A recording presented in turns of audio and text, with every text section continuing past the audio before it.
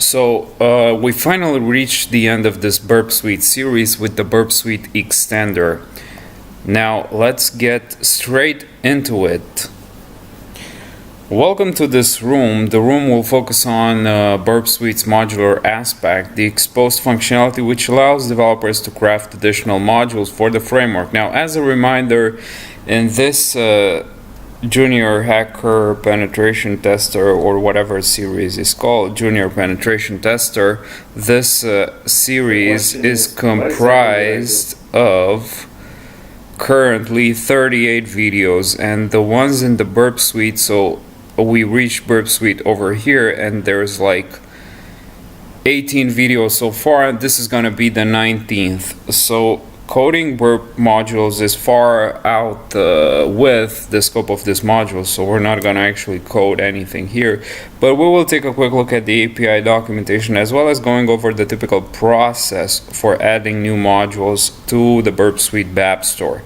You will not need the target machine completed in this room, but you should ensure that you have a copy. So I should actually disconnect from THM and also terminate these private browsers, or maybe I'll just leave one.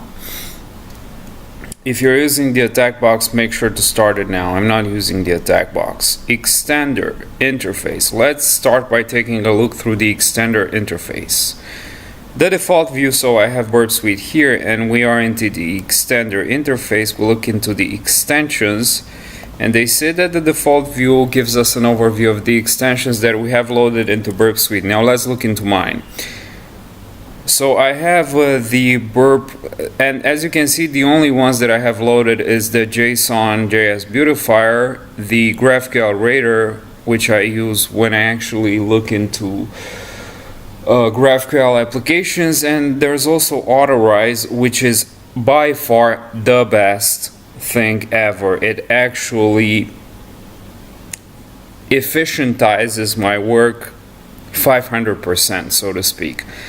Other ones that I have are Asset Discovery, ActiveScan++, Additional Scanner Checks, Software Vulnerability Scanner, Collaborator Everywhere, JSON Web Tokens, and InQL. So this is what I have. The options to the left of this box allows us to uninstall, so we can uninstall. For example, if I can just click remove. I think they're talking about the BApp store. Or not. Regardless, the up and down buttons in this section control the order that installed extensions are listed in, which I don't think it actually makes a sense. Never actually used those. And you can see whether or not the extension has actually been loaded correctly. For example, the output, and you can see the errors here. The output, so I'm definitely gonna talk to this Barak Tawili at some point. Extensions are invoked in descending order based on this list. In other words, all traffic passing through Burp Suite will be passed through each extension in order, so there is some sense to having them up and down. I usually put Autorize aside of my repeater, then Intruder is after Autorize, and then it's decoder, compare, sequencer. So this is the order that I usually have them. It's proxy, repeater, autorize, or sometimes proxy, autorize, repeater if I'm doing an autorize intensive task. Alright, but that's the actual order. This can be very important when dealing with extensions that modify the request, as some may counteract or otherwise hinder one another. Towards the bottom of the window we have the details, the output, and the errors, which we've looked into them. Are extensions invoked in ascending or descending order? Is D? That's right, the BApp store. So let's look into the BApp store.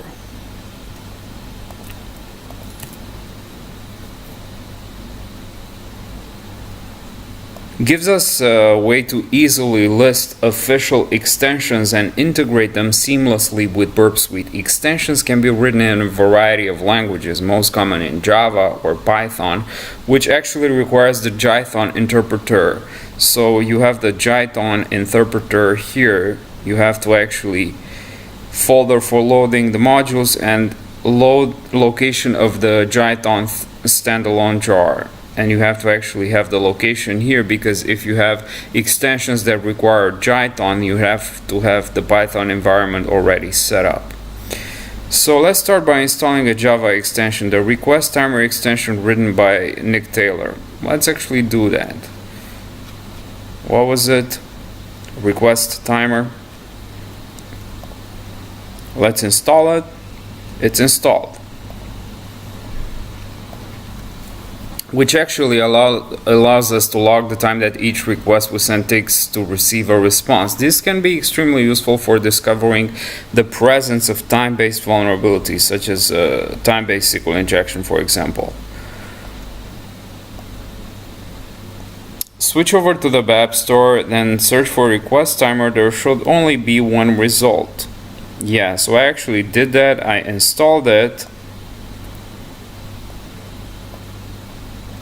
Install the request timer and take a look at the new tab in the menu. So we have it over here.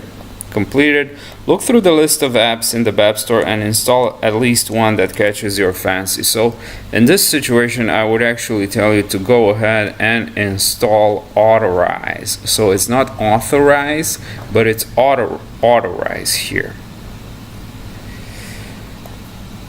Okay, Jython. If we want to use Python modules in Burp Suite, we need to have downloaded and included the separate Jython interpreter. The Jython interpreter is a Java implementation of Python. The website gives us the option to either install Jython to our system or download it as a standalone jar, which is what I did. First up, we need to download an up-to-date copy of Jython, so you can actually do that by going here, save the jar, and then actually go, as I've told you, in the options, in the extender, in the options, in the Python environment, and actually select the location over here. Alright. We can now install Python modules from the BApp store. So right now, if you look into the BApp store, sometimes it may say that it requires Jython or not. I think one of the extensions that I have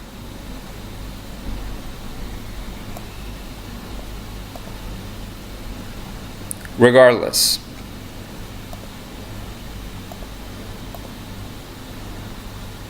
what's a pro extension? Let's see. I'm not even sure. So are there, if someone watching this video should answer this question, are there extensions? So is the extender module, is the BApp store available for Burp Suite Community Edition as well, which is why you have the Pro extension here, or is it not? Because Authorize doesn't seem to need a Pro subscription. Regardless, add JRuby to your Burp Suite install. A download link can be found here. The process for this is exactly as the same. So JRuby, let's actually grab the jar. Where is the jar? Standalone.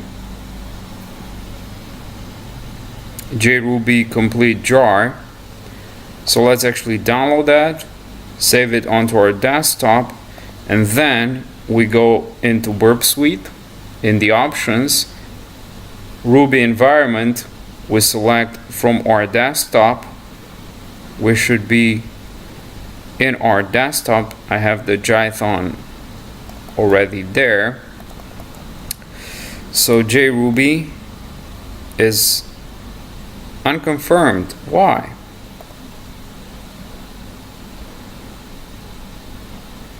Okay, so it's completed. Should appear there. Let's actually refresh this. Go into stuff, one up, Why is it not on the desktop? We should be on the desktop. JRuby, and then that's it, I believe.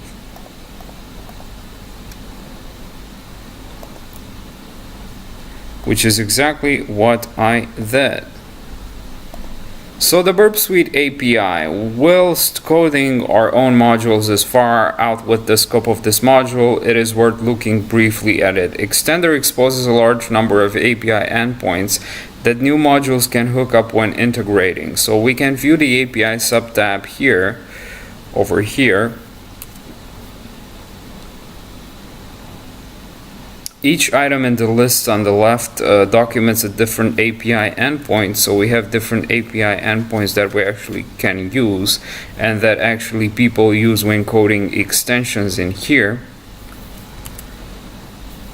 as well as of course the Java way of using them. The endpoints here give developers a lot of power when writing extensions to interact seamlessly with the existing functionality of Burp Suite. As you might expect, we can interact with these endpoints in any of the languages supported by Burp Suite. So Java, Python via Jython, and Ruby via JRuby. So if you want to actually develop your own extensions, you can have a reference over here, which is over here, writing your first Burp Suite extension. I have not used that and I have not done that yet, but maybe at some point if I find it that I need it in my testing, I will actually look into it. Read through the information about the Extender API. Read through the list of API endpoints and find a few which interest you. Have a look through the documentation. Can you see how these endpoints might be used? So for example, I would say that HTTP service, this is for the community edition. This interface is used to provide detail about an HTTP service to which HTTP requests can be sent. Response info. So this is used to retrieve key details about an HTTP response. Intruder attack is used to hold details about an intruder attack. Interesting. And then you have the method here, intruder attack. You can also have the proxy listener. I think the collaborator would actually go well with this. iCookie, or is it question mark? Is it exclamation point cookie? So this interface is used to hold details about an HTTP cookie. Alright, I think it actually gives a lot of room for further development, so to speak. Alright, let's actually click complete on that and also conclusion on this room, and with that we've completed the Burp Suite room. And let's see, 13 minutes in. As I said, let's go back to the learning path. I will actually stop this learning path over here at the Burp Suite, because up next is network security, vulnerability research, metasploit, and privilege escalation. I might at some point in the future, if there is interest, actually go back and resume this and actually complete this path. We're 48% in finishing it, but like I said, I will be doing explaining up next, because I believe this is a very wonderful way to actually get more in depth with application security, because right now we slightly move a bit away from application security into network security. Burp Suite was all about application security, and then as you can see, you go into network vulnerability research, which doesn't necessarily mean that it doesn't have to do with application security, but it's not like very on-point application security. That's why the lessons here at Hacksplaining will be a very good approach to that. We have a lot of things to look through, so like the most basic SQL XSS command injection to interesting stuff like unencrypted communication, like file upload vulnerabilities, password mismanagement, logging and monitoring, server-side request forgery, even more interesting like broken access controls, information leakage, XML bombs. I'm really interested in getting into this. Weak session IDs, like security settings, interesting. We'll be looking at response cookies in this situation, toxic dependencies, insecure design mass assignment, which is very, very prevalent, prototype pollution, extremely interesting, regex injection, I don't know what this is about, cross-site script inclusion. So this is actually the case for future videos, or maybe another series, because as I have said, I'm going to pause this junior penetration tester path, start another series with these. We can actually go and do them very methodically according to OWASP top 10, for example, but more into that in future in the series that I'm actually starting. And I'm also going to resume another one, which is the application security how to test this ASVS application security verification standards, which right now I don't know what this video is doing here. Real world application security, we have like 7 videos, and I've seen a lot of interest from you fellas in this series, and I'm actually going to proceed further with that. So further with application security verification standards and Hacksplaining. And with that, this video is done at 17 minutes.